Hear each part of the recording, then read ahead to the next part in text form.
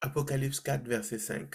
Alors, du trône sortent des éclairs, OK? des voix, des Mhm, coups de tonnerre, et mhm. devant lui brûlent 7 lampes ardentes qui sont les 7 esprits de Dieu. Dites avec moi cet esprit de Dieu.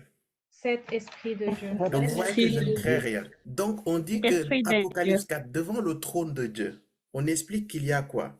Il y a devant ce trône-là des éclairs qui sortent, des voix et des coups de tonnerre. Et devant lui brûlent 7 lampes ardentes qui sont les 7 esprits de Dieu.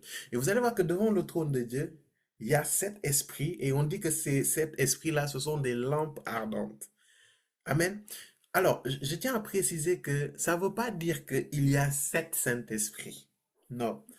En fait, c'est le même Saint-Esprit, mais qui se manifeste principalement de 7 manières. Et si on va aussi dans Ésaïe 11, le verset 1 à 2, nous allons voir aussi les 7 esprits-là. Et ces 7 esprits-là, en fait, ça représente les 7 types de revêtements qu'un chrétien, qu'un enfant de Dieu peut avoir dans sa vie, ou par lesquels l'esprit fonctionne dans la vie d'un enfant de Dieu. Et à la fin, je vais donner une précision, mais on va s'intéresser d'abord au 7. Ésaïe 11 du verset 1 à 2. Qui est là-bas? Ésaïe 11, du verset 1 à 2. Oui. Puis un rameau poussera de la souche d'Isaïe, un Mhm, rejeton de ses racines portera du fruit. mhm, L'Esprit de l'Éternel reposera sur lui. mhm, Esprit de sagesse et de discernement, mhm, esprit de conseil et de puissance, mhm, esprit de connaissance et de crainte de l'Éternel. mhm. Qui peut compter pour moi les 7? Déjà, avant de compter les 7, qu'est-ce que vous remarquez lorsque vous lisez ce passage de Ésaïe 11, le verset 1 à 2? Qu'est-ce que vous remarquez? Qui se lance? Cet esprit qu'on a cité, en fait, ils vont de pair. Très bien, c'est ça que je voulais. Vous allez remarquer que il cite ça, mais c'est de pair. Alors, si vous comptez, vous allez voir que c'est pas, vous allez croire que c'est 6 esprits, en fait. Et tu vas te demander, mais où est le septième? Ok, quelqu'un me demande où est le septième. Où est le Où est le Où est le septième? septième? Donc, je vais lire pour vous. On dit, l'esprit de l'Éternel reposa sur lui. Esprit de sagesse et de discernement, hein? Esprit de conseil et de puissance, esprit de connaissance et de crainte de l'Éternel. En fait, le premier, c'est l'esprit de l'Éternel. Et vous allez voir que ce sont les 7. Ah, pardon, je vais faire comme ça. Mais il dit 5, il montre 5 alors que c'est 7. Vous allez voir que ce sont les 7. Ce sont les 7 esprits de Dieu que l'apôtre Jean a décrit dans Apocalypse et que Ésaïe aussi a décrit. Et je vous ai dit tout à l'heure que ce n'est pas 7 Saint-Esprit. C'est le seul et même esprit. Mais en fait, lorsqu'on dit les 7 esprits de Dieu, on est en train de dire les 7 manifestations du Saint-Esprit ou encore les 7 revêtements du Saint-Esprit. Et vous allez voir que c'est pas, ça n'a pas été cité par pair, par hasard. Si ça a été cité par pair, c'est pour une très bonne raison. Et je vais vous expliquer aujourd'hui pourquoi c'est cité par pair, pourquoi en fait le chrétien ne peut pas forcément utiliser l'un et laisser l'autre. Parce qu'on a vu des gens qui ont voulu utiliser l'un et laisser l'autre et ça fait des dégâts. Amen. Donc le Amen. premier revêtement qu'on va regarder, qu'on va voir ici, c'est l'Esprit de l'Éternel. Et vous allez voir que lorsqu'on parle de l'Esprit de l'Éternel, c'est une manifestation de l'Esprit. Et aussi, souvent, on l'appelle aussi l'Esprit du Seigneur. Tu vas entendre parfois, ça va être l'Esprit de l'Éternel ou l'Esprit du Seigneur. Amen. Amen. Et vous allez voir que le Amen. rôle de ce revêtement, lorsqu'il agit dans ta vie, en fait, c'est pour te donner la domination. C'est pour te donner la domination. En fait, c'est cette dimension du revêtement de l'esprit, en fait, qui te donne de prendre contrôle pour une situation donnée.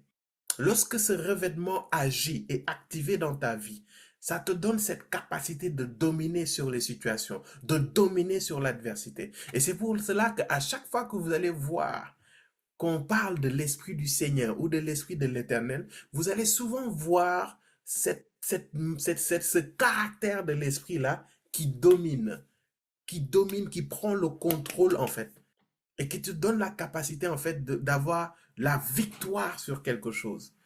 Et je peux donner des exemples. Par exemple, si on va dans Juge 3, verset 10, lorsqu'on parle de Juge 3, on va voir qu'il y a l'histoire de quelqu'un qui est très intéressant. Et je vais donner un deuxième passage rapidement.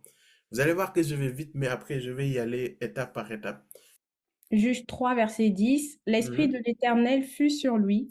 Ah, ah, Il on dit devint quoi? juge. L'Esprit de l'Éternel fut sur lui. En lui? Sur. Sur, Avec lui? sur, Donc, on parle Revêtement. de revêtement. Donc, la dimension de l'onction, la dimension du revêtement, c'est cette dimension du Saint-Esprit qui est sur toi. Et lorsqu'il est sur toi, il te confère des capacités, il te confère des aptitudes, il te confère en fait une puissance surnaturelle, quelque chose de surnaturel. Il te confère un aspect de l'esprit, un aspect de la puissance de Dieu, un aspect de Dieu lui-même. Et on dit quoi? L'Esprit de Dieu est sur... Fut sur lui.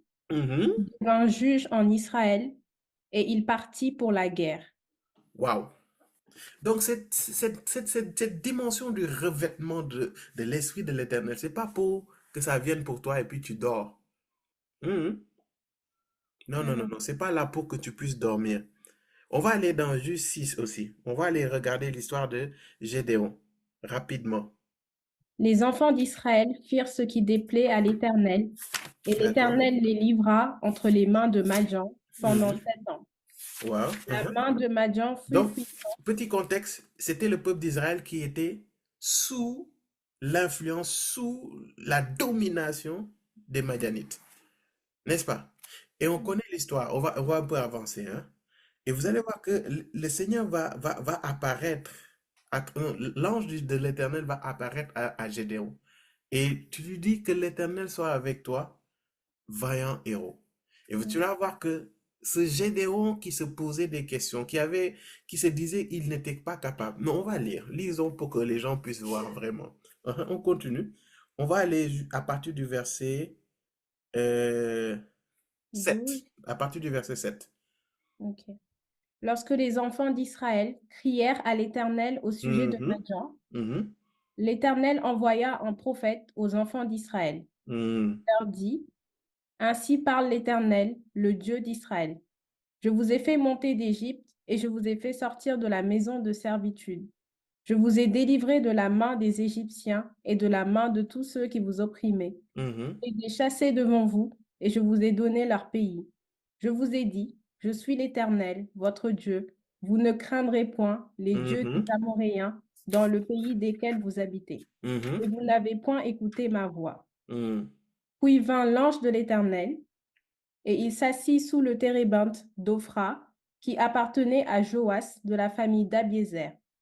Gédéon, son fils, battait du froment au pressoir pour le mhm, mettre à l'abri de Madian. mhm, L'ange de l'Éternel lui apparut et lui dit, mhm.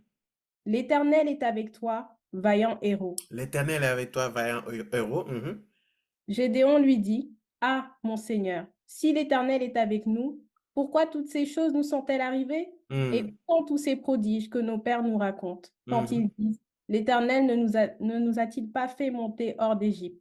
Maintenant, l'Éternel nous abandonne et il nous livre entre les mains de Madian. mhm, L'Éternel se tourna vers lui et dit, va avec cette force que tu as et mhm. délivre Israël de la main de Madian. N'est-ce On pas moi qui t'envoie? on s'arrête là. Donc, je reviens sur ce revêtement-là. Ça te permet de dominer. Ça te permet de prendre en compte une situation. Ça te permet de faire tomber l'adversité devant toi. Donc, le contexte, pour avancer à cause du temps, vous allez voir qu'après, le Seigneur lui dit, voilà, je t'envoie, en fait, pour délivrer Israël des mains de Madian. Et on va sauter, on va aller au verset 34. Il y a un verset qui revient et qui redit la même chose. Gédéon fut revêtu de l'Esprit de Je l'Éternel. vais dire, fut quoi? Revêtu revêtu, de Il fut l'Esprit de rempli. l'Éternel. non, Ok, revêtu, on dit Gédéon fut quoi? Revêtu de revêtu, l'Esprit de Revêtu de l'Éternel. quoi? De l'Esprit de l'Éternel. Continue le verset. Il sonna de la trompette Mhm. et Abiézer fut convoqué pour marcher à sa suite. Hmm. On Il s'arrête là. envoya Donc on dit que Gédéon, lorsqu'il parla avec l'ange de l'Éternel, lorsqu'ils ont discuté, lorsqu'ils ont échangé ensemble, en fait, il se rendit compte de quelque chose, c'est que le peuple d'Israël était sous l'oppression de Madian. Et ce peuple les soumettait à l'esclavage même. Ils étaient fatigués, ils étaient oppressés, opprimés, méprisés. Ils étaient dominés complètement. Mais vous allez voir que lorsque le peuple d'Israël a crié à Dieu, vous allez voir que l'ange de l'Éternel est apparu à quelqu'un. Et c'était Gédéon. Et Gédéon, c'était un jeune homme qui faisait des pâtes pour aller faire du pain. C'est quelqu'un de très ordinaire. Il n'y avait pas plus ordinaire. Il était tellement ordinaire qu'il était le plus petit de la plus petite famille, de la plus petite tribu. Le gars, il était minuscule en fait. Il était insignifiant, si je peux dire ça comme ça. Parce que tu vas voir que lorsque le Seigneur lui dit, vaillant héros, il lui dit, ah Seigneur, toi aussi, comment tu peux me dire ça? Regarde ma situation. Regarde qui je suis. Regarde ce que je fais. Regarde mon rang. Regarde quelle importance j'ai. Je n'ai pas du tout d'importance en fait. Je viens de nulle part. Là où je viens, tout est petit. Et tu viens m'appeler vaillant héros. Mais vous allez voir qu'à quelques versets plus tard, lorsqu'il fut revêtu de l'Esprit de l'Éternel, que quelqu'un dise le revêtement de l'Esprit de l'Éternel. Le revêtement de l'Esprit de l'Éternel. Changer en vaillant héros.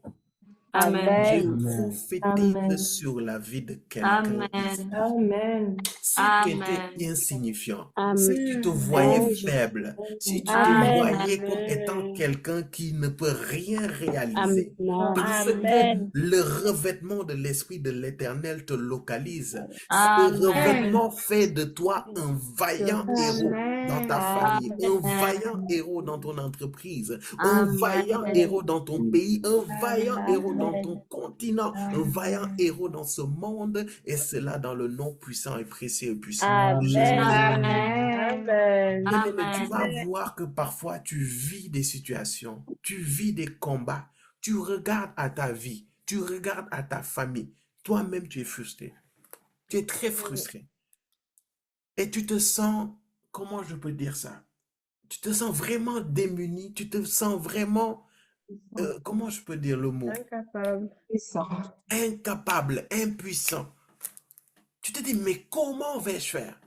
Et tu vas voir que la première chose, lorsque l'ange de l'Éternel apparut à Gédéon, la première chose qu'il lui a révélée, c'est son identité dans la volonté de Dieu. Et nous, en Christ, c'est notre identité en Christ. En fait, le revêtement, là, lorsqu'il vient dans ta vie, il ne te donne pas juste cette capacité de dominer seulement, cette capacité de prendre contrôle des situations données, de changer les choses dans ta vie, mais aussi ça suscite en toi de connaître qui tu es. En fait, c'est un revêtement qui vient s'attaquer à toute chose qui s'attaque au fait de connaître qui tu es en Christ. Bien-aimé, il faut que je précise quelque chose aussi. Il ne faut pas qu'on prenne le revêtement comme quelque chose qui vient, c'est-à-dire comme étant le Saint-Esprit qui vient juste pour nous donner des capacités à faire, des choses, des exploits à faire.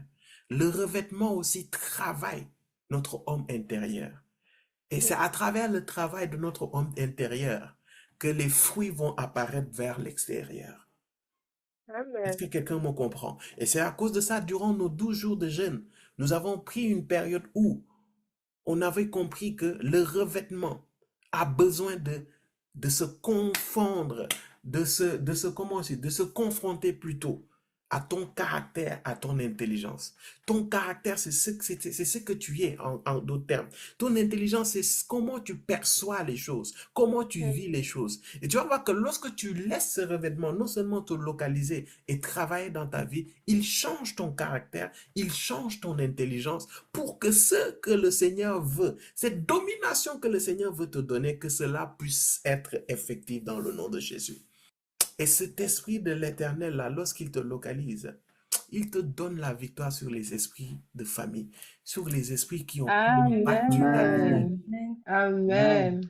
Et ça fait que Là où cet esprit dominait, mettait ta famille sous une influence démoniaque, sous un esclavage. Parce que ta famille peut représenter Israël et les esprits de famille peuvent représenter Madian. Et lorsque cet esprit vient, il cherche, il fait le tour de la famille, il scanne la famille. Il est en train de chercher un Gédéon, il est en train de chercher un incompris, il est en train de chercher le Avance, plus papa. petit, il est en train de chercher le plus méprisant, il est en train de chercher un cœur en fait. Et il est en train de Yes. chercher un cœur sur lequel il va le revêtir pour qu'il soit transformé en vaillant héros. Et un vaillant héros, pourquoi? Parce que ce héros, c'est quelqu'un que l'Esprit de Dieu va prendre, va mettre en place une alliance pour que cette alliance parle plus que les alliances que tes ancêtres ont eu à faire, que tes ancêtres ont eu à établir. Amen. Et tu vas voir que Gédéon, la première chose que l'Esprit de l'Éternel lui dit, c'est de faire quoi? C'est de faire tomber l'autel de son père.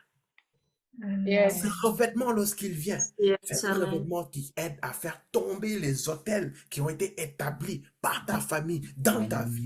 Amen. Que quelqu'un me dise revêtement.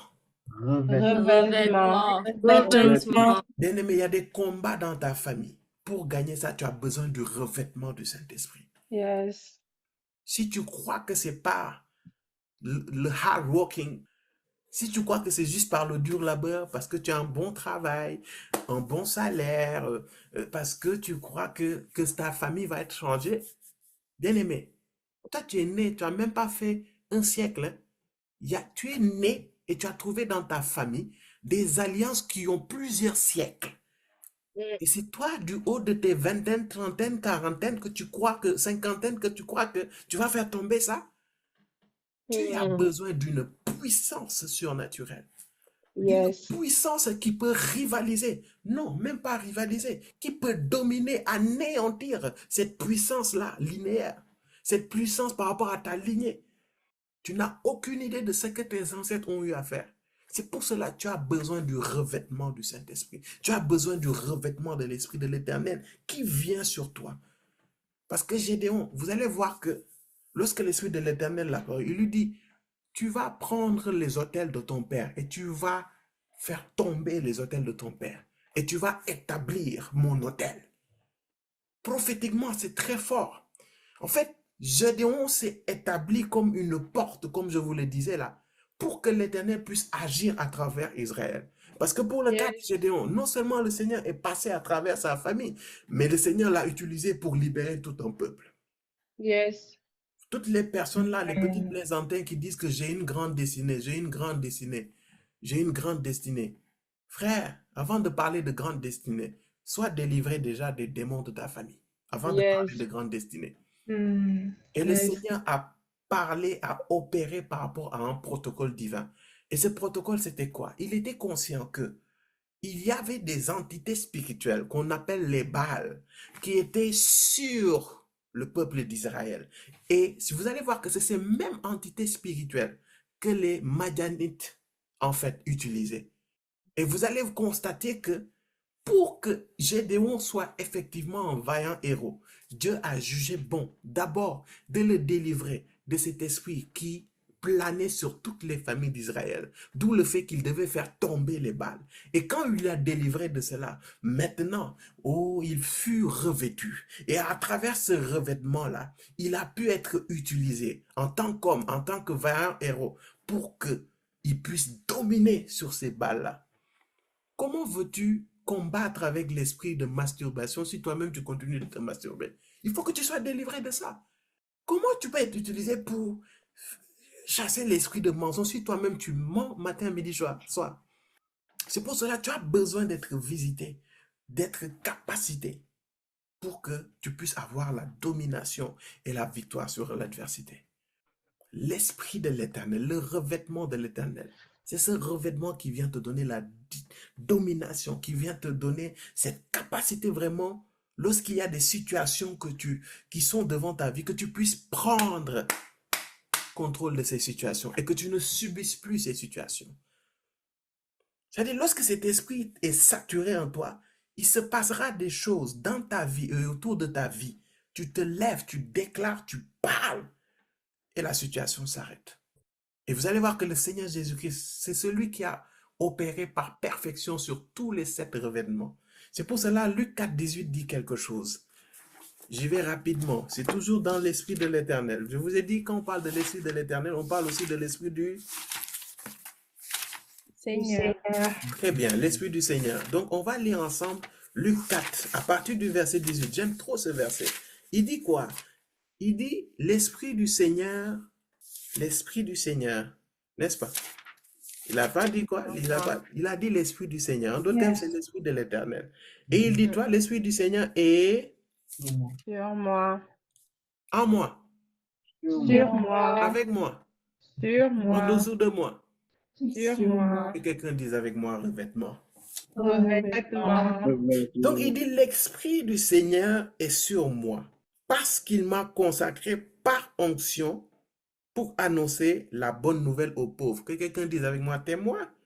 Témoin. Et il dit, il m'a envoyé pour guérir ceux qui ont le cœur brisé, pour proclamer aux prisonniers la délivrance et aux aveugles le recouvrement de la vue, pour renvoyer libres les opprimés, pour proclamer une année de grâce du Seigneur. Amen. Donc vous allez voir que lorsque cet esprit était sur lui, il dominait sur la maladie, il dominait sur tous les prisonniers, il délivrait les aveugles et tout ce qui va avec. Ça lui donnait cette capacité en fait de prendre le contrôle de ces situations que les gens vivaient et de l'éradiquer dans la vie de ces gens-là. Que cela soit notre partage dans le nom de Jésus. Amen. Pour nos familles, pour nos proches, pour nos amis, pour nos collègues, où que nous puissions être, en Samarie, en Amen. Judée, où qu'on puisse être, ces hommes et ces femmes saturés de cet esprit de revêtement. Amen. Est-ce que quelqu'un maintenant est clair par rapport au fonctionnement du revêtement de l'esprit de l'Éternel? Yes. On continue. Nous allons maintenant par rapport à Ésaïe, toujours Ésaïe 11, le verset 1 à 2. Il y a l'esprit de sagesse et de l'intelligence. Que quelqu'un dise avec moi l'esprit de sagesse et d'intelligence. Esprit de sagesse et d'intelligence. Dans les versions second 21, j'aime pas trop cette fois-ci, mais il dit sagesse et discernement. Mais il s'agit de l'esprit de sagesse et de l'intelligence.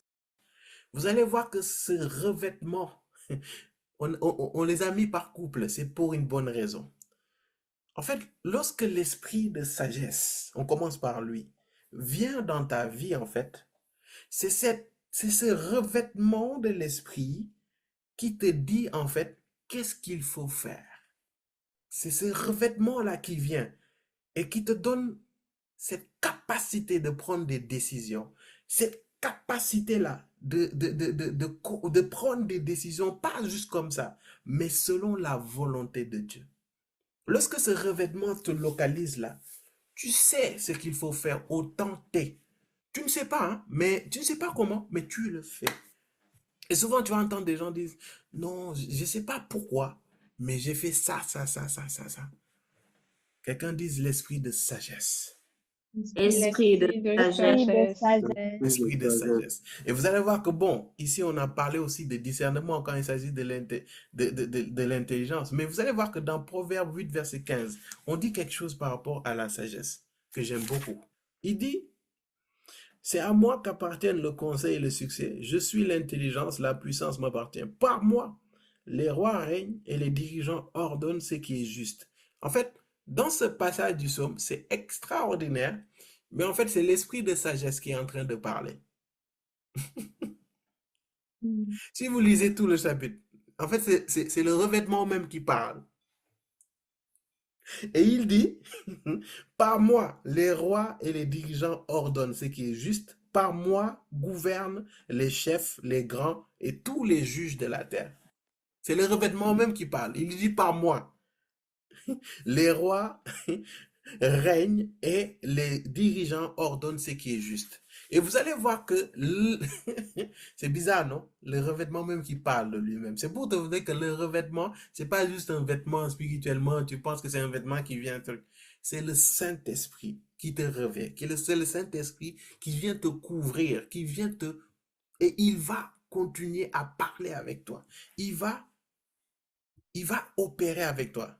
Proverbe 8, le verset 15. Est-ce que je peux remonter?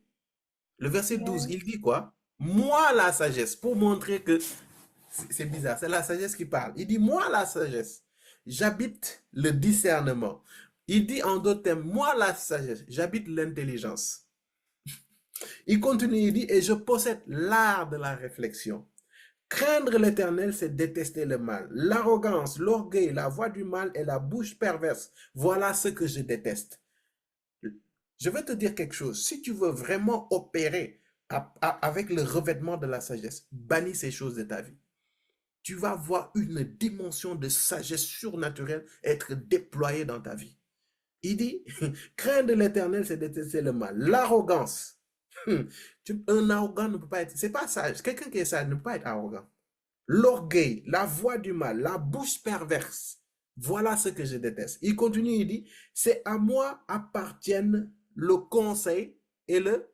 Et le succès. Ah Seigneur, il dit par moi. Les rois règnent et les dirigeants ordonnent ce qui est juste. Tu veux être sage, tu veux être un roi. Un roi, en fait, c'est quelqu'un qui est établi sur un territoire, sur un domaine. En d'autres termes, tu veux être le meilleur de ta génération, comme on dit, le meilleur de ton domaine. Il te faut l'esprit de sagesse, le revêtement de la sagesse. Parce que c'est par lui que les rois règnent. Dans quel domaine es-tu? Veux-tu dominer? Veux-tu être le premier? Veux-tu être celui qui se démarque de plus? Tu as besoin de l'esprit de sagesse. Parce que c'est par lui que les rois règnent. Et pourquoi les rois règnent? C'est parce qu'en fait, les dirigeants ordonnent ce qui est juste. Le fait que l'esprit de sagesse vient dans ta vie, il te permet de faire ce qui est juste, au bon endroit, au bon moment, avec les bonnes personnes. Dans le domaine des affaires, tu as besoin de l'esprit de sagesse. Ça te permet de faire les bons choix. Ça te permet de faire les choix qui sont justes. Et si beaucoup n'arrivent pas à réussir dans les affaires, en entreprise, dans le couple, dans le ministère, c'est parce que l'esprit de sagesse n'est pas déployé, n'est pas manifesté. Est-ce que c'est clair avec moi? Amen. Donc là où la sagesse, l'esprit de sagesse, le revêtement de sagesse te donne cette capacité de savoir ce qu'il faut faire, l'esprit d'intelligence vient et te montre pourquoi tu dois le faire. Et maintenant, vous comprenez pourquoi les deux sont en paire. L'esprit de sagesse te donne cette capacité de faire, plutôt de faire ce qu'il faut. Mais l'esprit d'intelligence te donne la capacité de savoir, de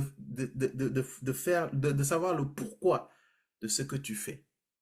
Et l'intelligence, là, en fait, c'est ce qui te permet d'être motivé dans ta marche avec le Seigneur, par exemple. Si tu es démotivé dans ta foi, c'est parce que derrière, tu ne sais pas pourquoi tu fais ce que tu fais. Et l'esprit d'intelligence, en fait, ça te donne cette capacité de te motiver, en fait. Parce que quand tu sais pourquoi tu fais une chose, tu es plus motivé. Mais beaucoup cherchent la sagesse. Seigneur, qu'est-ce que je dois faire par rapport à cette saison, par rapport à telle ou telle saison? Mais tu vas voir que si le Seigneur parfois te dit que tu es appelé à être président de la République, tu es appelé à être premier ministre, tu es très enthousiaste. Tu vas essayer de faire toutes sortes de choses. Mais si tu ne sais pas pourquoi tu es appelé à être premier ministre, président de la République, tu vas t'épuiser à un moment. Pourquoi? Parce que pour atteindre la présidence ou la primature, tu vas recevoir des pots de banane. Tu vas être découragé. Tu vas être combattu. Mais si tu n'as pas dans ton cœur le pourquoi de la chose, tu vas t'épuiser. Tu vas t'épuiser parce que tu n'as pas quelque chose sur quoi vraiment t'accrocher pour pouvoir persévérer. Et dans ta vie spirituelle, c'est la même chose. Tu te décourages. Ta foi, c'est les montagnes russes. Tu sais pourquoi? C'est parce qu'en fait, tu ne sais pas ce pourquoi tu as été appelé. Tu ne sais pas pourquoi tu marches avec Christ, en fait. Tu ne sais pas pourquoi tu vas à l'église. Tu ne sais pas pourquoi Dieu te demande de jeûner 12 jours. Et quand tu ne sais pas pourquoi Dieu te demande de jeûner 12 jours, c'est la raison pour laquelle tu jeûnes 6 jours et puis tu t'arrêtes. Parce que tu ne sais pas qu'au bout des 12 jours, il y a spécifiquement un pourquoi. Il y a spécifiquement quelque chose pour la raison pour laquelle Dieu t'a dit, viens et jeûne 12 jours. Si ton pourquoi, par exemple, tu dis tu es 12 jours, c'est juste parce que l'homme de Dieu a dit de jeûner 12 jours, tu vas voir qu'au bout de 6 jours, tu vas t'arrêter. Nous tous qui sommes là, et qui continuons de jeûner les 12 jours, c'est parce que on a un bout de pourquoi même on doit jeûner ces 12 jours. Et c'est pour cela on est motivé. C'est pour cela, même si on est fatigué, mon gars, merci, parfois on manque de sommeil, on va continuer. Pourquoi? Parce qu'on sait qu'il y a un revêtement que nous avons besoin pour 2025. Et cette intelligence-là, ça vient avec la révélation. Quand Dieu te dit ce que tu dois faire, il te faut de l'intelligence pour savoir pourquoi tu fais cette chose-là. Et beaucoup de gens qui ont une sagesse, mais qui n'ont pas l'intelligence de l'esprit, c'est des gens qui sont frustrés, mais aussi c'est des gens qui font des bêtises et des dégâts dans leur marche avec le Seigneur. Et l'un des exemples que je peux vous donner, c'est par exemple le cas de Moïse. C'est un prophète que j'admire énormément. Mais vous allez voir qu'il y avait l'épisode des eaux de Mara. Vous allez voir qu'à un moment, Dieu lui dit quoi? De frapper le rocher pour que l'eau coule dans ce rocher, n'est-ce pas? Yes, Mais uh-huh. vous allez voir qu'il y aura une deuxième fois où le peuple d'Israël a manqué d'eau. Et cette fois-ci, Dieu dit à Moïse, parle au rocher. Mais parce que tellement le peuple a énervé Moïse, et aussi Moïse était bègue, il a un peu trouvé peut-être ridicule de parler à un rocher pour que de l'eau sorte. Et tu vas voir que, vu qu'il a dit que j'ai tapé le rocher, et que le rocher avait coulé de l'eau, là je vais reprendre, même si Dieu, à travers son esprit de sagesse, sachant que Moïse opérait puissamment dans l'esprit de le revêtement de la sagesse, Dieu lui dit, parle au rocher. Moïse a tapé 2 fois sur le rocher. Et parce que Dieu, il n'a pas fait ce que Dieu lui avait demandé, celui-là lui a coûté de ne pas rentrer dans Canaan. Opérer dans la sagesse sans avoir l'intelligence risque de te faire rater ta destinée. Pourquoi? Parce que Dieu lui avait dit de parler au rocher. Il y avait une bonne raison de parler à ce rocher spécifiquement. Parce que ce rocher, ce n'était pas un rocher ordinaire. Ce rocher-là, c'était Christ. Et il a tapé Christ. 1 Corinthiens 10, verset 1 à 4. Frères et sœurs, Ah, je ne veux pas vous laisser ignorer que nos ancêtres ont tous Attends, été sous la frères et sœurs, c'est Paul qui parle. Il dit, je ne veux pas vous laisser ignorants que nos ancêtres ont tous été sous la nuée que nos et ancêtres ont qu'ils tous été sur la nuée. Donc, il parle du peuple d'Israël qui est sorti de l'Égypte et qui est accompagné de la nuée. C'est vrai ou c'est faux? Continuons. ouais, et qu'ils ont tous passé à travers la mer. Et qui sont tous passés à travers la mer. On connaît l'épisode où Moïse a levé. Voilà. Ils ont tous été baptisés en Moïse Ils ont dans tous la été... nuée. Oh, déjà, ils ont expérimenté le baptême avant le temps. C'était prophétiquement le baptême, en fait. Lorsqu'ils passaient à la mer Rouge, c'était prophétiquement le baptême, en fait. Et c'est ce que Paul leur explique. Mhm. Ils ont tous été baptisés en Moïse dans la nuée et dans la mer. D'accord? Ils ont tous mangé la même nourriture spirituelle Uh-huh. et ils ont tous bu la même boisson spirituelle. Ah. Uh-huh. En effet, ils buvaient à un rocher spirituel qui Ils les buvaient à un rocher accompagnait. spirituel. Parce que n'oubliez pas que les gens là étaient dans le désert. Comment tu peux être dans le désert et avoir continuellement de l'eau pendant 40 ans? Question. Question. Ils pouvaient manger parce que Dieu faisait tomber du ciel la manne et Mhm. l'écaille. Donc, ils ont pu manger dans le désert pendant 40 ans de manière surnaturelle. Donc, s'ils doivent boire, ils vont boire surnaturellement. On continue. Ils ont bu au même rocher. Continue. Et ce rocher était Christ. Ah. Et ce rocher, c'était qui? Dis avec moi révélation. Révélation. Révélation. Relis. Peut-être que quelqu'un n'est pas convaincu. Je vais te montrer l'importance d'avoir l'esprit de sagesse et de l'intelligence. En effet, ils buvaient à un rocher spirituel qui les Mhm. accompagnait Mhm. et ce rocher était Christ. Ce rocher était Christ. Et lorsque Dieu avait dit à Moïse de parler à ce rocher, il savait ce qu'il faisait. Mhm. Spécifiquement, il lui a dit parle. Pourquoi Dieu qui lui avait dit de taper, il ne lui a pas dit tape cette fois-ci? Et cette désobéissance, en fait, lui a coûté de ne pas faire entrer par lui-même. Lui-même n'est pas rentré dans Canaan. C'est pour cela, bien-aimé, tu as besoin de l'esprit de sagesse et l'esprit de révélation dans ta vie. Et je proclame et je prophétise sur nos vies que dans le nom de Jésus, que l'esprit de sagesse et l'esprit d'intelligence soit notre partage dans le nom de Jésus. Parce que tu Amen. vis des situations, tu peux être face à des Amen. situations. Tu as Amen. besoin de savoir ce qu'il faut faire. Et tu as besoin de savoir pourquoi tu le fais. Tu as besoin de ça. Sinon, tu risques de faire de mauvais choix.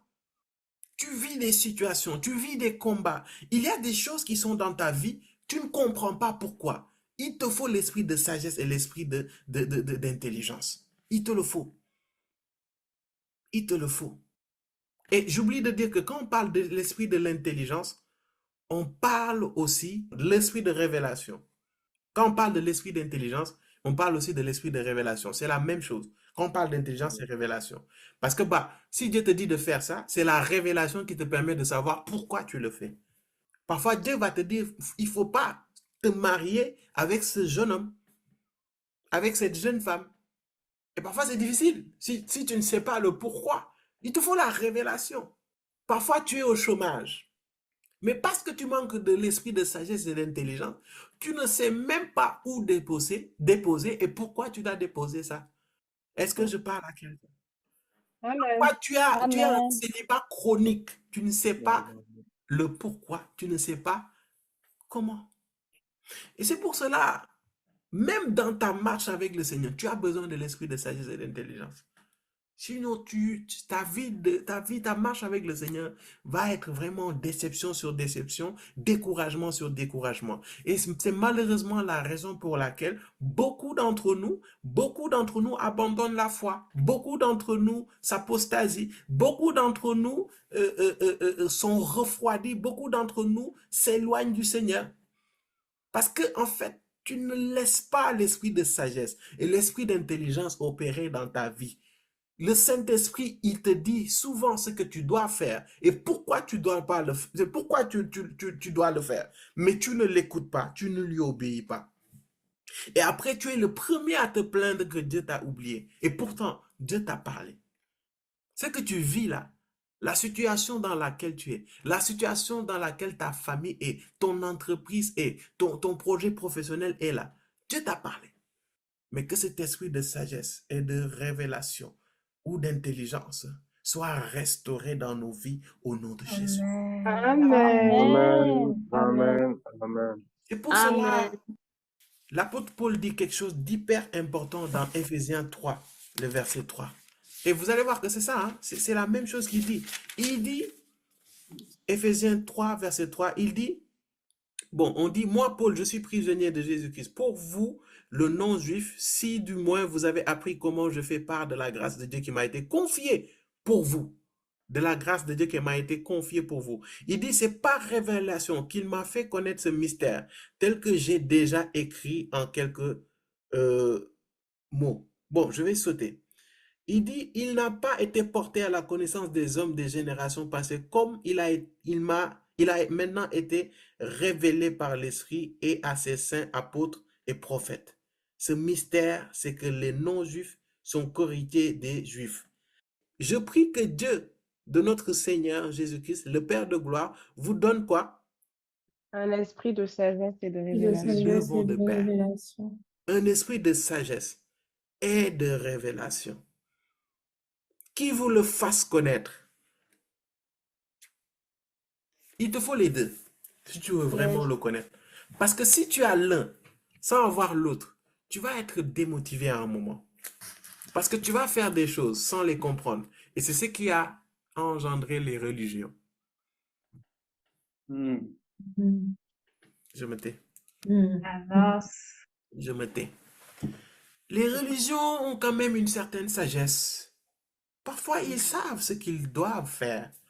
Mais lorsqu'ils ne savent pas pourquoi ils le font, ça devient une religion.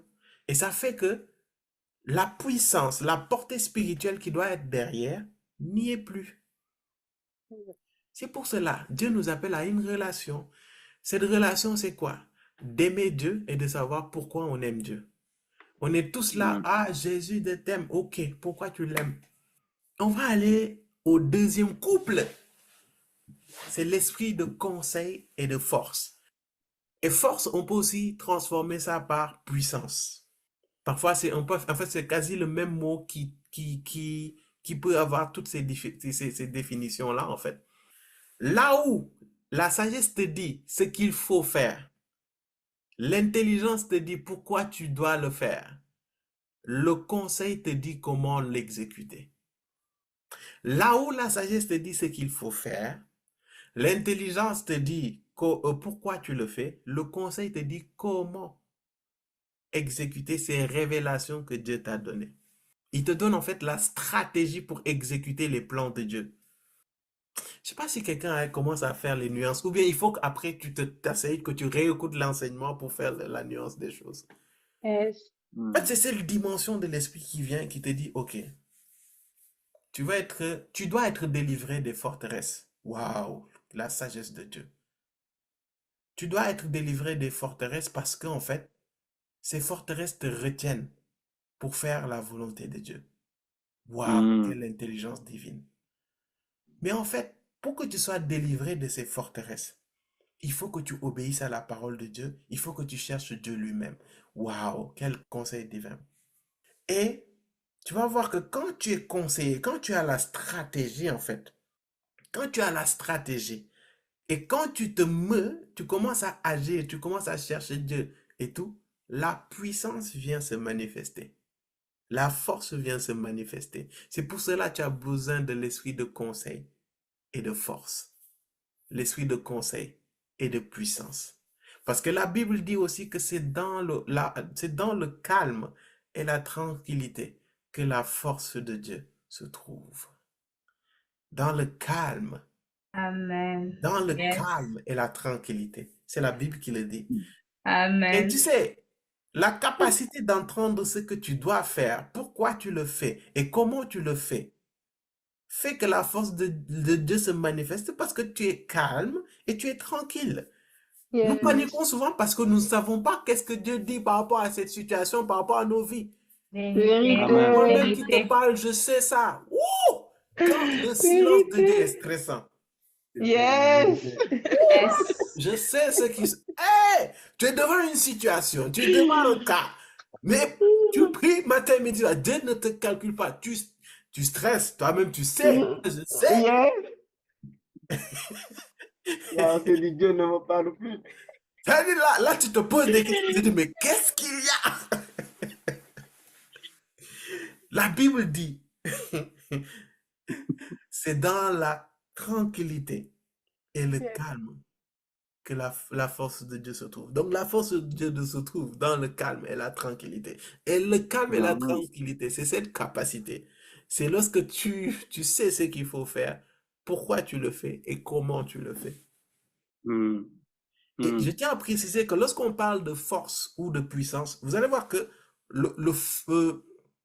comment dire ça? La force, en fait, c'est cette capacité à fournir des résultats. Quand tu as la force, en fait, quand on te dit, waouh, tu as la force, est-ce que tu as la force de soulever cette bonbonne de gaz? C'est parce qu'en fait, on te dit, est-ce que tu as la capacité? Est-ce que tu peux provoquer ce résultat qui est quoi? Que cette bonbonne de gaz est dans un point A et tu as la capacité de le déplacer dans un point B. C'est ça la force. Quand Dieu te donne la force, en fait, il te donne la capacité d'engendrer, de provoquer des résultats dans ta vie. On est ensemble? Il y a des Yes. situations dans ta vie, si tu n'as pas de force spirituelle, tu ne peux pas changer ça. C'est la force de Dieu qui te donne la capacité de changer les temps et les circonstances et tout ce qui va avec. Maintenant, il y a ce qu'on appelle la puissance. Et quand on parle de puissance, en fait, c'est la vitesse à laquelle ta force travaille. On a deux hommes de Dieu. L'un des hommes de Dieu est plus puissant lorsqu'il dit au nom de Jésus, pars, et le démon part. L'autre, il a quand même un peu moins de puissance lorsqu'il est obligé de passer de 8h à 18h, c'est-à-dire heure de travail, pour que le démon parte. Donc la puissance, en fait, c'est la vitesse à laquelle ta force travaille. Donc lorsque la puissance vient, en fait, C'est cette capacité à provoquer des résultats pendant merci. Non, là, c'est l'esprit. L'esprit, il va dans comme il veut. Lorsque cette puissance est en action, en fait, c'est cette capacité de provoquer des résultats rapidement. Et c'est la raison pour laquelle parfois Dieu te demande de mettre le feu dans l'autel. Dieu te demande de te sacrifier. Pourquoi Dieu te demande de te sacrifier? Plus ton niveau de sacrifice est élevé, plus il y a de la puissance qui se manifeste. Croyez-moi, les sacrifices que vous êtes en train de faire durant ces 12 jours, si Dieu est fidèle, si Dieu est juste, vous allez voir. Je ne vais pas parler, vous allez voir. Vous-même, 2025, là, vous allez voir. Amen. Amen. Vous-même, vous allez voir. Yes. Tu veux augmenter en puissance dans le monde spirituel. Il te faut augmenter en sacrifice. Et c'est ce qui fait que un homme qui se fait dans le monde occulte, un homme qui fait beaucoup de sacrifices, qui lui coûte, c'est un homme qui monte vite. C'est à cause de ça, tu veux être riche, fais tel ou tel sacrifice. Et tu vas voir qu'un homme qui devait faire 20 ans pour avoir tel milliard, il l'a en 1 an, 2 ans. Pourquoi? Parce qu'il y a une puissance qui a été déployée pour provoquer rapidement le résultat, qui est quoi? D'avoir beaucoup d'argent. J'aime trop les visages. Il y a des gens qui lèvent les yeux. Quand tu lèves les yeux, c'est que tu es en train d'essayer de concevoir les choses. Est-ce que quelqu'un me suit? Yes. Amen. Amen. Amen. Il y a des gens, avant même de parler de puissance, tu n'as même pas de force spirituelle.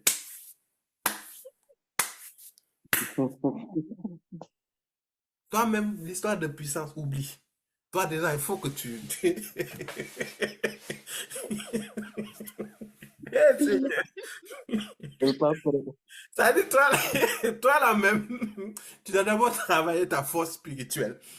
Et la force spirituelle, en fait, il faut que tu développes ça par l'exercice spirituel. Quelqu'un qui dit avec moi l'exercice spirituel. Exercice Spirituel. spirituel. L'exercice spirituel te donne une force spirituelle. Tout comme tu es obligé d'aller courir, de lever des poids là, pour avoir de la force, tu as besoin que spirituellement que tu exerces ton esprit. Et il y a des gens ici, leur âme, comme leur esprit est rachétique, c'est-à-dire anorexique. Tellement tu ne les nourris pas de la parole de Dieu, tellement tu ne les nourris pas de l'esprit de Dieu. C'est-à-dire, toi, quand il s'agit de prier ou de méditer, mon gars, 5 minutes, tu es essoufflé. C'est pas une question de durée, hein. Excuse-moi, c'est pas une question de durée. Mais en fait, c'est cette capacité à nourrir, en fait, ton homme spirituel. L'exercice là, tu ne le fais pas. Et tu veux prier au nom de Jésus, de mon Père et puis de mon Père. Au nom de Jésus, travail vient et puis travail vient. Au nom de quoi? Quel résultat? Tu ne peux pas provoquer un résultat. Pourquoi? Parce que la force spirituelle qui devait être dans ton homme intérieur pour pouvoir tirer les choses dans le monde céleste et les amener dans le monde terrestre, là, tu ne peux pas. C'est pour cela, oh, je déclare et proclame dans le nom de Jésus que nous ne serons pas faibles spirituellement. Amen. Amen. Amen. Parce que lorsque tu es faible spirituellement, tu es prisonnier du diable. C'est-à-dire le diable prend ta vie, il en fait ce qu'il veut. Tu n'as même Yes. pas la force de crier, oh diable, laisse, laisse. Non, tu n'as pas cette force. Tu as vu un anorexique. Tu penses qu'il a la force de crier? Il ne peut pas. Il n'a même pas la force de se battre. Pardon, ce n'est pas pour stigmatiser qui que ce soit, mais c'est pour réveiller. Comment dire? Il faut que tu sois révolté. C'est pour susciter cette révolte-là en toi. Je ne sais pas si on se comprend. Je ne suis pas là pour stigmatiser ou humilier qui que ce soit, mais je veux que tu sois révolté et que tu te dises 2025, il y a des choses dans ma vie là, par A ou par B ou par Z, ça part. Amen. Dis avec moi force spirituelle. Force spirituelle. Un revêtement de force. Revêtement de Parce que ce force. revêtement de force-là, il faut de qu'il force. trouve quelqu'un qui s'exerce par la prière, par la méditation, par la parole de Dieu, par la présence de Dieu. Est-ce que je peux te donner l'exemple de Oui, comment bien fonctionne sûr. l'esprit de conseil et de force? Allons dans Exode 17, verset 8 à 13. Si tu as sommeil, tu peux aller dormir, il n'y a pas de problème. Nous allons prier pour toi, nous ici. Parce que non seulement en Avance, priant prophet. pour nous et pour toi, nous-mêmes, on développe notre force. Donc, c'est à cause de ça, il y a des Yes. gens ici. On te dit d'aller prier les matins. Et puis, tu fuis. Tu es en train de rater une occasion de faire grandir tes muscles spirituels. Non, mais c'est vrai. On n'est pas dans ce ministère juste pour embêter les gens. Pardon, tout ce qu'on te fait là, c'est pour ton bien. Et on ne nous paye rien pour faire ça. Vous ne nous payez Yes. pas, hein? Yes. Mm. Est-ce que vous me payez un salaire? Non. Très bien. Non. Exode 17, verset 8 à 13. Les Amalécites vinrent combattre Israël à Réphidim. Alors Moïse dit à Josué, choisissez-nous des hommes, Mhm, sors et combat les Amalécites. mhm, Demain, je me tiendrai au sommet de la colline, le mhm, bâton de Dieu dans la main. mhm, Josué se conforma à ce que lui avait dit Moïse pour combattre les Amalécites. mhm, Quant à Moïse, Aaron et Hur, ils montèrent au sommet de la colline. Lorsque Moïse levait la main, Israël était le plus fort. Et lorsqu'il baissait la main, Amalek était le plus fort. Comme les mains de Moïse devenaient lourdes de fatigue, ils prirent une pierre qu'ils placèrent sous lui et il s'assit dessus. Aaron et Hur soutenaient ses mains, l'un d'un côté, l'autre de l'autre. Ainsi, elles restèrent fermes jusqu'au coucher du soleil. mhm. Et Josué fut victorieux d'Amalek et de son peuple au tranchant de l'épée. Et Josué fut, ça Victorieux. c'est l'exemple que que je veux vraiment pour moi, qui définit vraiment l'esprit de conseil et de force. Première chose, l'esprit de conseil. Dieu a dit à Moïse, en fait, comment gagner les Amalécites. Comment? Il lui a dit que tu vas prendre mon bâton et tu vas lever la main. Et quand tu vas lever la main, Israël va dominer, va gagner les Amalécites. Esprit de conseil. Pourquoi? Parce que Dieu lui a donné la stratégie. Dieu lui a dit comment gagner les Amalécites. Et lorsque tu es dans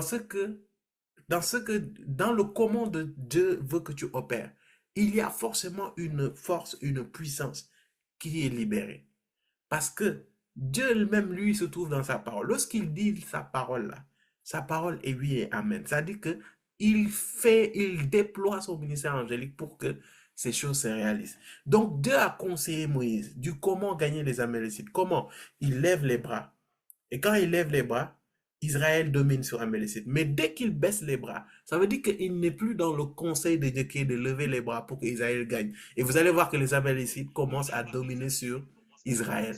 Et c'est comme ça qu'il faisait. Et notre vie, c'est comme ça. Quand tu lèves la main, c'est-à-dire quand tu obéis au comment faire les choses de Dieu, tu as la victoire. Lorsque tu ne les fais pas, n'espère pas avoir la victoire. Et vous allez voir que, Amen. finalité de l'histoire, on dit, Josué fut victorieux d'Amalek et de son peuple au tranchant de l'épée. Mais vous allez voir qu'ils ont été au tranchant de l'épée. Ça aussi, c'était un message prophétique. Parce qu'on dit quoi? On dit comme les mains de Moïse devenaient lourdes de fatigue. Tu peux marcher avec le Seigneur à cause des coups, des combats continuels. Parfois, tu peux te sentir fatigué. Tu peux te sentir lourd. C'est vrai. Mais il faut que tu fasses comme Moïse. Il dit, lourd de fatigue, ils prirent une pierre qu'ils placèrent sous lui et il s'assit dessus. Je peux transformer, ils prirent un rocher. Ils le mirent sous lui et il s'assirent dessus. Et Amen. il y a Aïe, aïe, aïe, aïe, quelqu'un qui aïe. a dit dans sa parole, et c'est lui-même, le rocher, qui le dit. Il dit que de bâtir notre maison sur le rocher qui est Christ. En Amen. fait, je suis en train de te donner Oh, une clé. Lorsque tu es yes. face à des adversités continues, ta Mhm. capacité à te baser, à te bâtir, à à avoir comme socle le Christ te permet en fait, même si tes mains sont lourdes, tu continues d'être dans la victoire.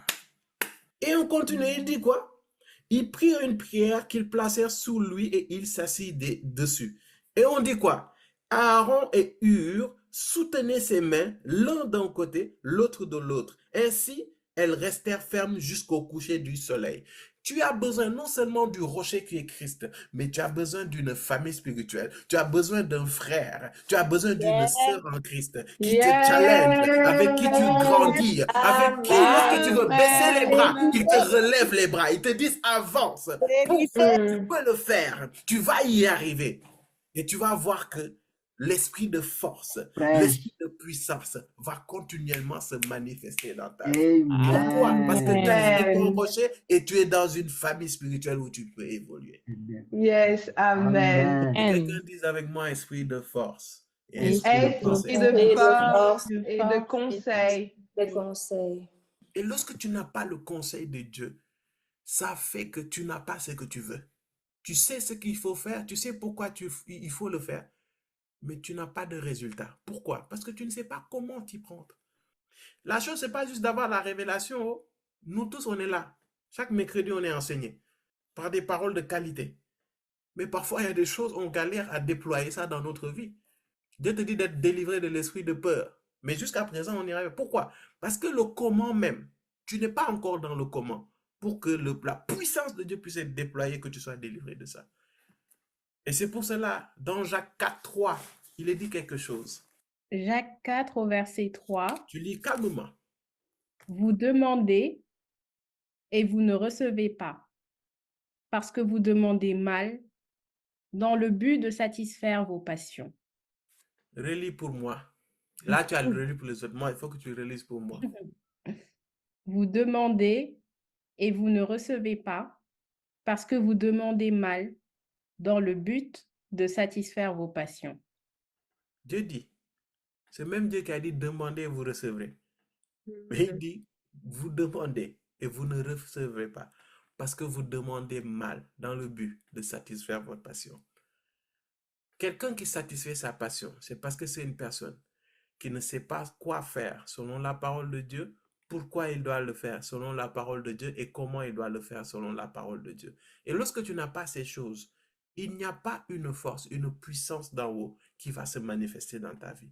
Pourquoi? Parce que tu es motivé par toi-même. Tu veux avoir le travail juste pour faire la bamboula dans la ville de Paris ou de Dakar. Tu veux juste travailler, juste pour avoir un travail, juste pour avoir une validation sociétale. C'est tout. Tu ne t'es pas dit que si tu travailles, c'est que c'est un moyen pour avoir un salaire. Et derrière ce salaire, c'est pour donner la dîme, pour apporter dans la maison de Dieu, par exemple, pour aider ceux qui sont dans le besoin. Ou bien, c'est un domaine par lequel, qui est perverti par le diable et que Dieu veut te placer là-bas pour faire sa volonté. C'est pour cela, il y a des gens, tu demandes, mais tu ne reçois pas parce que tu demandes mal. C'est pas moi qui le dis, c'est Jacques. C'est pour cela, quand tu es dans des situations, ne cherche pas juste à satisfaire tes passions. Cherche la volonté de Dieu. Cherche le quoi, le pourquoi et le comment. Et tu verras que la force et la puissance de Dieu t'accompagnent. L'esprit de connaissance et de crainte. L'un te provoque l'autre. Connaître Dieu t'amène à craindre Dieu. Et en fait, l'esprit de connaissance, c'est cet esprit, évidemment, qui te pousse, qui t'amène à connaître Dieu. C'est cet esprit, c'est ce revêtement qui t'amène à rendre Dieu réel par la communion avec lui. Et la crainte, c'est pas avoir peur de Dieu, en quelque sorte. C'est cette capacité, en fait, que tu as d'obéir à Dieu par amour pour lui. Et lorsque ce revêtement vient, il te donne cette capacité, cette aptitude-là, à expérimenter Dieu comme étant un Dieu réel. Ça provoque une certaine intimité avec le Saint-Esprit. Et c'est pour cela, tu vas voir que tu as du mal dans ta relation avec Dieu. Tu as du mal dans ta marche avec Dieu parce que tu n'arrives pas à expérimenter ce Dieu réel, ce Dieu présent dans ta vie. Pour toi, Dieu, il est loin, tu le pries de loin et puis c'est tout. C'est pour cela, Hébreux 11, 6 donne une clé qui est principale si tu veux être un intime de Dieu. Est-ce que quelqu'un veut être un intime de Dieu ici? Ok. Il y a une clé que l'auteur de Hébreux nous donne.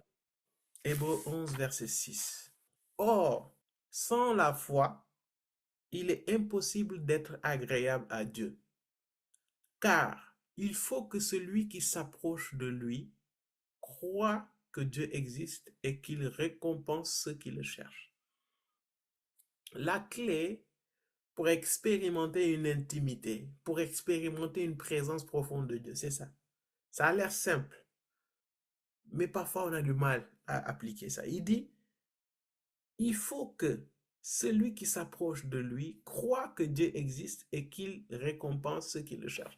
Dans d'autres versions, la version 19, je préfère ça, il dit, il faut que ceux qui s'approchent de Dieu croient que Dieu est, EST, et qu'il récompense ceux qui le cherchent. Le mot est là, c'est le mot être. Et ta capacité à déployer dans ton intelligence que Dieu est présent, que Dieu est là, que tu puisses personnifier le Saint-Esprit, que tu puisses développer ta conception de l'Esprit, de la personne du Saint-Esprit, ça fait que tu peux t'approcher de plus en plus de lui. Si je ne suis pas conscient, par exemple, que Valérie est mon amie, je ne peux pas développer une relation profonde avec elle. C'est pas possible. C'est-à-dire, si je ne sais pas que, peut-être Valérie dit qu'elle est mon amie, mais moi, je ne la considère pas comme telle, j'aurais du mal à aller vers Valérie et me confier à elle et lui parler des choses qui me tracassent. Et vice-versa. C'est pour cela qu'il dit qu'il faut que ceux qui s'approchent de Dieu croient que Dieu est. Tu veux t'approcher de Dieu, il faut que tu saches que Dieu est là. Dieu est avec toi. Dieu est présent. Dieu est plus proche que tu ne le penses. Dieu est ton ami. Donc, il faut que tu puisses commencer dès maintenant à restaurer ton intelligence et à te dire que Dieu, il est là pour moi, pour tout. Tu peux commencer à dire, ah, Dieu, Saint-Esprit, aujourd'hui, je ne sais pas comment m'habiller. Parce que les amis, ils parlent de tout et de rien. Les amis, ils se confient en fait. Et c'est ça la partie du Dieu est. Il faut que ceux qui s'approchent de Dieu croient que Dieu est. Au fond de nous, parfois on ne croit pas que Dieu est. Pourquoi? Parce qu'on ne le voit pas. C'est la raison pour laquelle quand tu as des problèmes, tu cherches toutes sortes de solutions. Et souvent, c'est lorsque tu es à bout, que tu te retournes vers Dieu. Pourquoi? Parce que dans ta conception de Dieu, Dieu n'est pas encore là. Il n'est pas encore. Tu as encore cette conception de Dieu, ce Dieu de la dernière minute. La preuve, quand tu as un problème, la première personne à qui tu penses, c'est qui? La 10e personne, c'est la personne la moins importante. Parfois dans la journée, quand tu as quelque chose qui te fait mal, la première personne à qui tu penses, à qui tu veux parler, théoriquement, c'est la personne qui est plus proche de toi. Il faut que ceux qui s'approchent de Dieu sachent que Dieu est. Cette connaissance, en fait, le revêtement de la connaissance vient. Il développe en toi cette capacité de croire que Dieu est. Et décide aujourd'hui de faire grandir cette conception du Dieu qui est dans ta foi. Amen. C'est vrai, on a condensé beaucoup de choses. Ce message est à réécouter. Yes. Encore et encore et encore. C'est vrai. Il faut réécouter ça.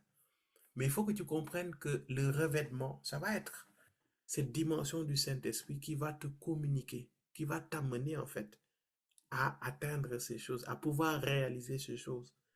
Tout ce que j'ai cité là, naturellement, on ne peut pas y arriver. Donc tu vas voir que lorsque le revêtement vient, il produit ça en toi en fait. Et je suis en train de dire que ce n'est pas seulement ce qui t'amène à faire, mais c'est ce qui aussi provoque le être aussi en quelque sorte. Et lorsque ce revêtement vient, il va provoquer des choses. Et ça, c'est les catégories, on va dire, c'est les manifestations du Saint-Esprit par le revêtement. Et il faut que tu comprennes que dans l'Ancien Testament, il ne fonctionnait pas ou il n'avait pas la capacité de fonctionner avec tous ces revêtements pleinement en même temps. À cause de ça, Élie va demander la double portion de son esprit. Lorsqu'on parle de double portion, en fait, c'est de quel esprit il s'agissait? En fait, c'est du revêtement de la puissance. C'est pour cela, Élisée a fait 2 fois les miracles que Élie a fait. Mais nous, c'est différent. Nous qui sommes en Christ. Nous qui sommes en Christ, vous allez voir que Jean 1,16 dit quelque chose. Lisez pour moi Jean 1,16. Nous avons tous reçu de sa plénitude et Hmm. grâce sur grâce. Nous avons tous reçu de ça Plénitude. plénitude, grâce sur grâce. Tous ces 7 revêtements que je vous ai dit, tous ces 7 manifestations de l'Esprit, nous les avons reçus dans toute leur plénitude. Grâce sur grâce. Amen. En fait, ça veut dire quelque chose. C'est que non seulement nous l'avons sur nous, mais lorsqu'on dit grâce sur grâce, en fait, ça a la capacité d'être amplifié, de grandir encore et encore. Mais vous allez voir que notre capacité à être conscient de leur dimension et notre capacité à les laisser agir dans nos vies, en fait, vont faire qu'ils vont pouvoir se déverser encore plus puissamment dans nos vies. Donc nous avons prié, nous prions pour le revêtement. Ce revêtement descend. Mais lorsqu'il va descendre, lorsque, par exemple, notre sœur, Dieu lui a dit le revêtement de la sagesse et de l'intelligence, ça ne veut pas dire qu'elle ne l'avait pas. Elle l'a, mais elle doit pouvoir laisser déployer ce revêtement-là par rapport à la saison, par rapport à là où elle est actuellement. Et par rapport à un niveau de ta vie ou pas, ces revêtements vont se manifester différemment, vont s'amplifier différemment, vont opérer différemment. Mais dans notre vie, vous allez voir que il y a particulièrement un revêtement qui va être une base, qui va vraiment le plus fonctionner, opérer dans notre vie, en fait. Et c'est pour cela il faut qu'on puisse laisser ces revêtements se manifester et y être sensible, très sensible, ne pas les négliger. Et vraiment, vous allez voir que lorsque ces revêtements parlent dans votre vie, opèrent dans votre vie, ils vont avoir des missions. Dans le cadre, par exemple, de Joseph, sa mission, c'était en fait que il puisse amener en fait Israël en Égypte pour ne pas qu'il meure de la famine. Je vous ai parlé du revêtement de la prééminence. En fait, c'est un revêtement parmi les 7 qui a pour mission, qui a pour but de lui faire expérimenter la prééminence sur sa famille pour qu'il se départisse, pour qu'il fasse des choses dans le but de sauver sa famille. Mais dans cette prééminence-là, tu vas voir parmi les 7 quelque chose. Élisée, c'était la même chose. Betsalel aussi, c'était la même chose. Bon, je vais donner le passage de Betsalel rapidement et puis je m'arrête là. C'est dans Exode 31, le verset 3. C'est pour vous donner un peu l'exemple de comment fonctionne ce revêtement. Exode 31, verset 3. Mhm, Je les remplis de l'Esprit de Dieu, mhm. d'habileté, d'intelligence et de savoir-faire pour toutes sortes de travaux. La version seconde 19 dit esprit de Dieu, esprit d'intelligence, esprit de sagesse pour faire toutes sortes d'œuvres. En fait, Betsalel, vous allez voir qu'il était dans un contexte où Moïse a parlé à l'Éternel. Et l'Éternel lui avait décrit comment faire le tabernacle, comment faire la tente, tout ce qui y allait en tout cas par rapport à la reproduction du tabernacle. Le Seigneur lui avait dit comment le faire. Maintenant, on dit que Dieu dit à Moïse, il faut que tu ailles vers Betsalel. En fait, Betsalel, c'était un artisan. Mais cet artisan-là, Dieu lui a donné le revêtement de l'intelligence et de la sagesse dans le but de faire toutes ces œuvres-là fidèlement. Est-ce qu'on se comprend? Dans le but de faire le tabernacle conformément à ce que Dieu lui a dit. Et c'est ce que fait les revêtements dans ta vie.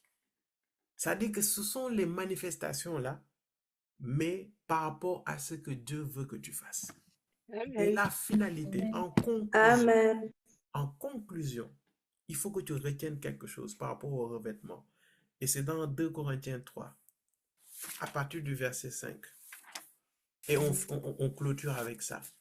Je vous ai 2 donné Corinthiens beaucoup d'éléments, 3. mais après c'est à revenir dessus. 2 Corinthiens 3, à partir du verset 5. Il dit quoi? Je ne dis pas que nous soyons capables par nous-mêmes Mhm, de concevoir quelque chose comme si cela venait de nous. mhm. Notre capacité, au contraire, vient de Dieu. Exactement. C'est ça l'onction. Yes. Il dit, waouh, j'aime trop ce passage. Je ne dis pas que nous soyons capables par nous-mêmes de concevoir quelque chose, comme si cela venait de nous. Notre capacité, au contraire, vient de Dieu. Et il continue même, il dit, il nous a rendus capables d'être serviteurs d'une nouvelle alliance, non de la lettre, mais de l'esprit, car la lettre tue, mais l'esprit fait vivre. L'esprit vient, il te donne la vie, il te donne la capacité de le servir, il te donne la capacité de faire. Là où tu ne pouvais pas, il te donne la capacité de faire. Je vais te poser la question, qu'est-ce que tu n'arrives pas à faire? Qu'est-ce que tu n'arrives pas à réaliser? En tout cas, du moment que c'est dans la volonté de Dieu, Dieu va disposer son revêtement pour que tu sois capable de le faire. Amen. Le revêtement te rend capable. Le revêtement te rend capable. Le revêtement te rend capable. Amen. Amen. Nous rendons Amen. grâce vraiment pour ce temps.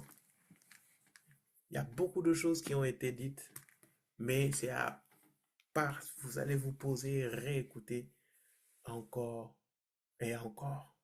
Et aujourd'hui, vraiment, je vais t'inviter à prier avec moi. Et j'espère que tu es conscient que maintenant, tu as besoin de ce revêtement dans sa plénitude.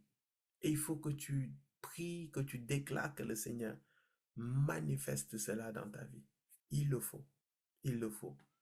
Sinon, tu vas continuer à être frustré encore et encore et encore. Tu vas continuer à être dans l'incompréhension. Tu vas réaliser des choses. Rien ne va se passer. Les amis, ce monde n'est pas simple. Nous vivons comme ça, mais les gens traînent avec des choses très bizarres. Ce qui régit ce monde-là dans lequel nous évoluons là, c'est pas seulement à la force de tes bras ou à l'intelligence de ta personne que tu vas changer les choses. Si tu y arrives, tu vas aller à un certain moment, tu vas buter sur quelque chose. Et tu as besoin de quelque chose de surnaturel. Et ce quelque chose ou ce quelqu'un de surnaturel là, c'est le Saint-Esprit de Dieu à travers son revêtement. Tu as besoin de lui. Et qu'il nous rende capables. Qu'il nous rende capables. Et avant de parler de revêtement ou de quoi que ce soit, tu ne peux pas expérimenter ce revêtement pleinement si tu n'as pas donné ta vie à Jésus.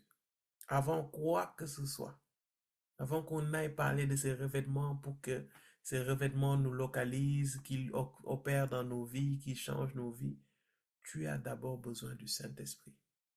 Tu as besoin d'abord que le Saint-Esprit soit en toi. Tu as besoin de naître de nouveau et d'accepter Jésus-Christ comme Seigneur et comme Sauveur. Et si tu veux l'accepter aujourd'hui comme Seigneur et comme Sauveur, si tu veux décider de marcher avec lui dans le but qu'il puisse t'équiper de capacités, je vais t'inviter à juste lever la main de là où tu es, à travers le Zoom, ou si tu n'y arrives pas, tu peux mettre dans le chat, tu dis moi, et on va prier ensemble. On va prier ensemble. On va prier ensemble. Donc, tu vas juste lever la main.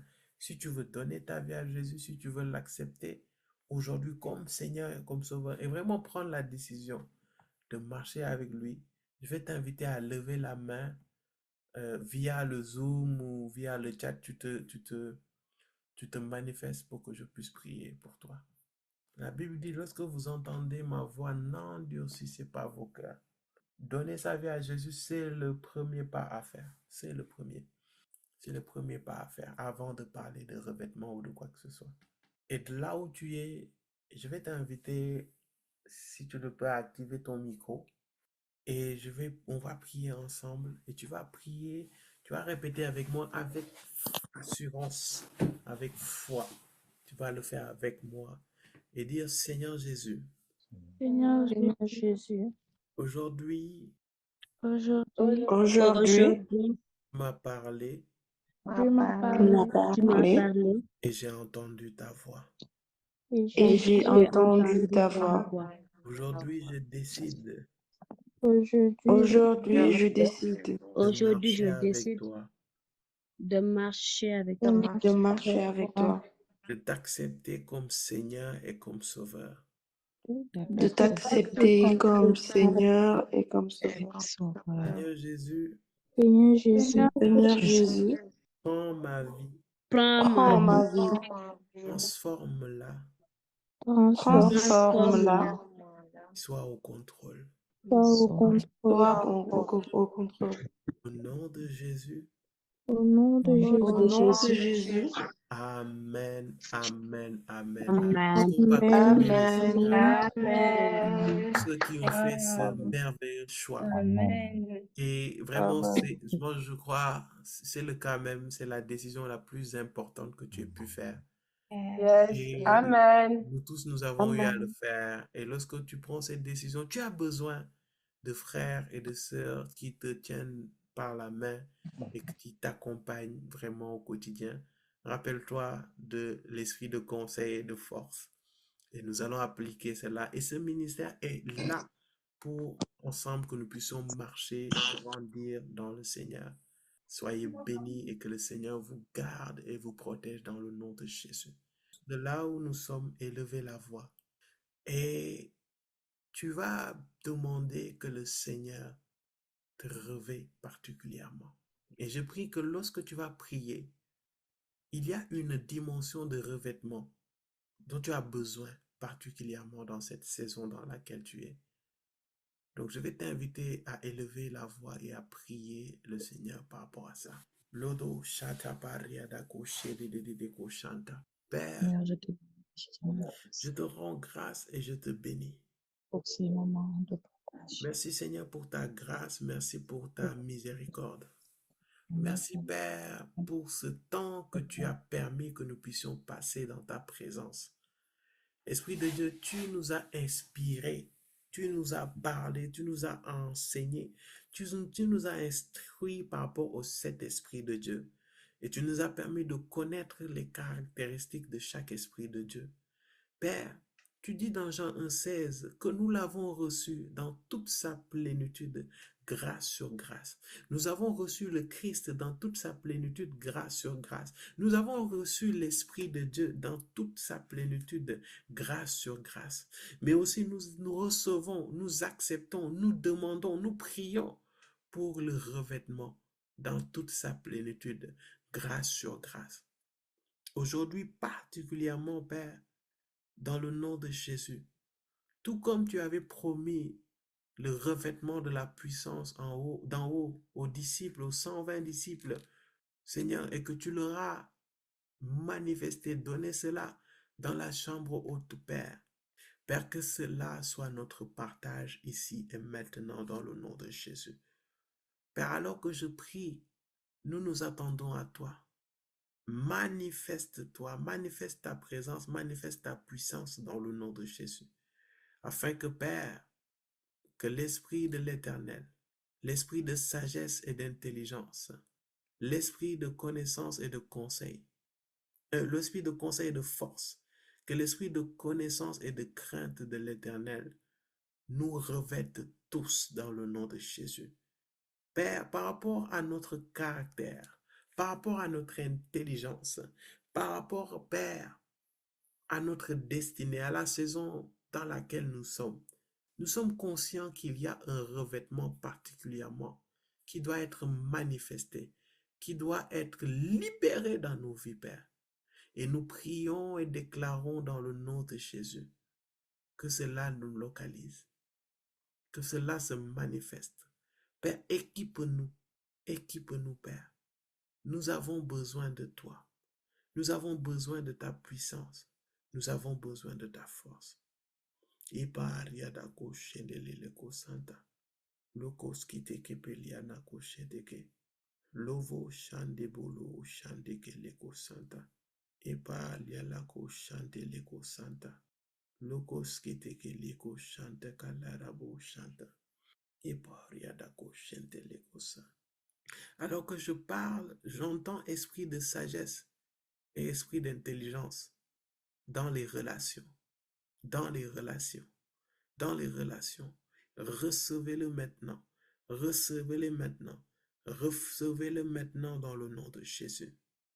Et alors que je suis en train de prier, l'Esprit est en train de me dire que parce que nous sommes en train de faire ce qui est de la volonté de Dieu, l'esprit de sagesse et d'intelligence demeure dans ce ministère, dans le nom de Jésus. Waouh! Et alors que je parle, l'Esprit est en train de nous dire que cette année va être une année de grande moisson. Nous allons gagner des âmes comme jamais on l'a pu le faire durant ces dernières années. Parce que là, Dieu nous donne la sagesse, l'intelligence d'être des témoins, d'annoncer Christ et de gagner des âmes. Un niveau d'intelligence surnaturelle, un niveau de sagesse surnaturelle pour gagner des âmes pour Christ, pour annoncer l'évangile et être des témoins, des témoins, des témoins. Merci Père, merci Père, parce que tu équipes, tu touches chaque personne ici présente. C'est toi qui sondes les cœurs et les reins, Père. Et tu connais, Père, chacun sa part et chacun ce dont il a besoin. Donne-nous, Père, équipe-nous ici et maintenant, dans le nom de Jésus. Ici et maintenant, dans le nom de Jésus. Que l'excellence au niveau académique soit notre partage dans le nom de Jésus dans ce ministère. Et je te confie, Seigneur, tous ceux qui sont dans des études, mais tous ceux qui préparent un concours cette année, tous ceux qui préparent un examen cette année, je prie et déclare dans le nom de Jésus que l'esprit de sagesse et l'esprit d'intelligence soit ton partage ici et maintenant, dans le nom de Jésus. Dans le nom de Jésus. Merci Père pour ta grâce, merci pour ta miséricorde, merci pour ton esprit de connaissance et de crainte de l'Éternel qui est libéré au milieu de nous. Et cela dans le nom précieux et puissant de Jésus-Christ. Nous te rendons grâce Père et nous te bénissons. Que toute la gloire te soit rendue et que toutes les paroles, les grâces, les revêtements qui ont été libérés soient scellés dans le nom précieux et puissant de Jésus-Christ.